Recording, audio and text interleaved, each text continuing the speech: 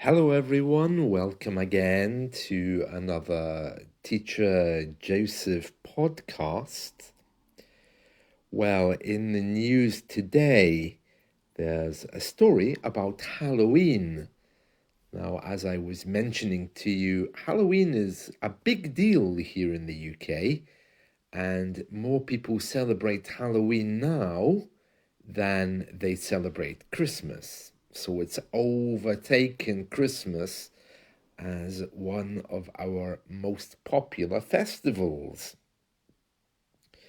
It's in the news today because it looks like there's going to be a pumpkin shortage. Now, just to put you in the picture, that means just to let you know, when I was a boy, we didn't have pumpkins. They didn't really exist in this country. They were very much an American thing, and we used to carve out turnips to act as the pumpkin. And that's something which probably some people still do here. However, pumpkins are also readily available in the supermarkets. It was quite something, though, to try to carve out a turnip because they're not soft, they're hard. So I guess it took my parents a long, long time to create that for the kids. I do remember, however, the turnip being there, carved out with eyes and everything else. And this was the way Britain handled Halloween in the past. I don't quite know when we started growing pumpkins in the UK, but now pumpkins are on the shelves ready to buy, but maybe not this year, because according to the Independent newspaper today, Friday the 11th of October, it says here, trick or treat. As you know, that's what kids say when they visit your house looking for sweets for Halloween. That's also an American tradition. Historically, we didn't do that here, but we did go to neighbors' houses to collect sweets, but we didn't say trick or treat. That's an American thing. We do now, of course. It says here, trick or treat. Increasingly unpredictable climate conditions have left farmers with smaller, or in some cases, no pumpkins this year. I'm not surprised. I don't think they were designed to grow in our climate, as far as I know, but I could be wrong there.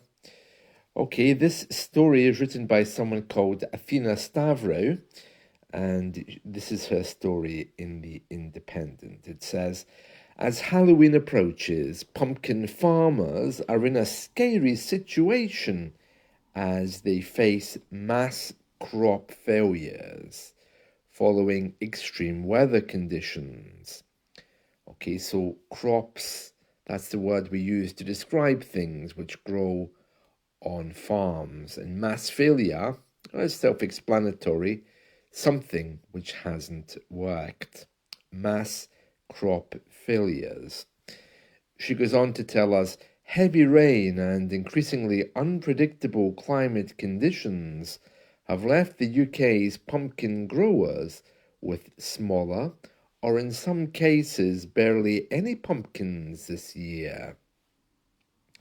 One of the many farmers who are warning consumers to adjust their expectations after seeing a sharp downturn in his pumpkins. He's saying here, this is the worst outcome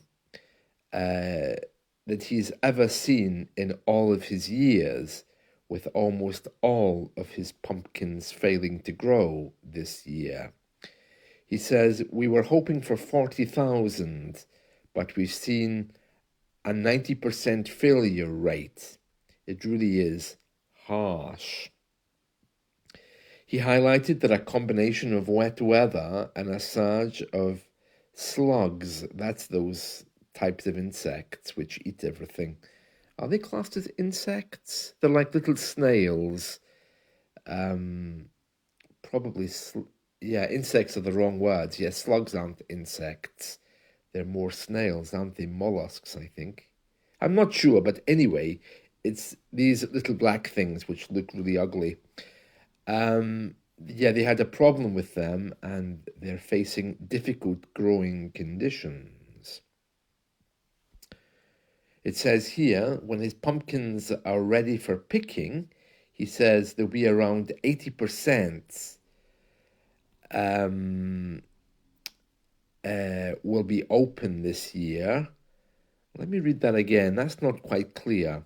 So he's saying that he's lost 90% of his pumpkins, but he says only 60 to 80% of pumpkin patches, that's where pumpkins grow, will actually be open.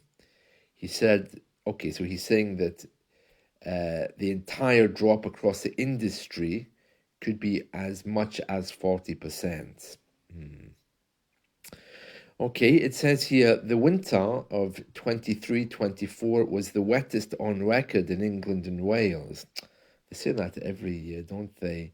And followed the wettest 18 months on record for Britain since 1836. And then he goes on to talk about how things are going to get worse. It says here pumpkin farmers were hoping for a fruitful year. And someone else here is saying that for them, their pumpkins aren't growing as well. He says out of 3,000 pumpkins, they're left with 200. This is a guy called Mr. Stevens. He says it was very hot for weeks. It didn't rain, so they never really managed to grow. So he's saying it was too hot. The last man was saying there was too much rain.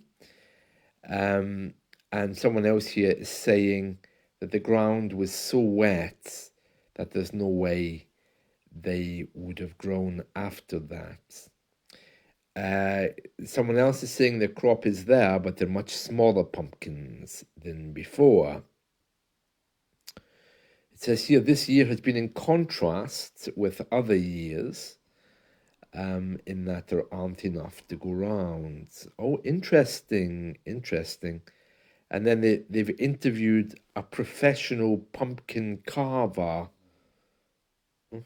I didn't know there was such a thing. This is the man who carves the pumpkins, who digs out the inside and makes them into little faces. We use the verb to carve. The same as we cut up meat at the carvery. To carve is the verb for cutting things up to make it look beautiful. It says here, I honestly feel like crying, says Mr. Jones, this is another one, who relies on beautiful large pumpkins for his carving business. Smaller pumpkins are more time-consuming for my work, he says. Yeah, it says here, as farmers grapple, that means struggle, with immediate challenges and the long-term implications of climate change, they're talking about weather extremes in the UK. He says here, an unpredictable pumpkin harvest may seem a small thing, but it's a big deal for many farmers. Well, very interesting. Well, is it linking to climate change? I mean, they're saying last year was particularly nasty, but there's nobody here saying it was because of climate change except that last guy.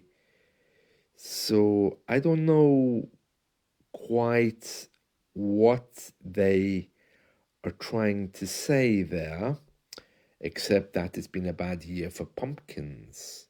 Well, maybe pumpkins should go back to grow whatever they used to grow before they started using them here. I don't quite know. I think America was always the place for pumpkins. Do you remember Charlie Brown and the pumpkin patch story? That's one of my favorite Charlie Brown stories. Yeah, we saw the Northern Lights last night. That was fun. The aurora. That's the first time I've seen that in many years. It looked like a big red beam was coming down from the sky. I mean, I do understand that, for people who grow vegetables, this, of course, is going to be a rough year. But I'm not sure there's any evidence there to suggest it's climate change, although there may be evidence there to suggest that the weather hasn't been good over the last number of years. But very sad, very sad. Do you buy pumpkins? We don't. The problem is, after a few days, they begin to look disgusting and then they look horrible. And what can you do with them after they get like that, except to throw them out, you know? How did pumpkins become involved with Halloween? I would guess again that that's probably an American thing because those weren't historically plants that used to grow here. Right, that's it from me. I hope you've enjoyed this story about the pumpkins. So I guess I won't be seeing lots of pumpkins sitting outside the supermarket this year. And maybe kids will have to return to turnips if they can even remember what those were. I believe that turnips across some parts of Europe are referred to as swades. Or that might be a particular type of turnip, I'm not sure. But there we are, no pumpkins for us this year. And they have a picture here of pumpkins all over a field, which look a little bit scary anyway, because of the horror movies and media that we've used to associate Halloween with them. Well, that's it from me. Have a wonderful day. Bye.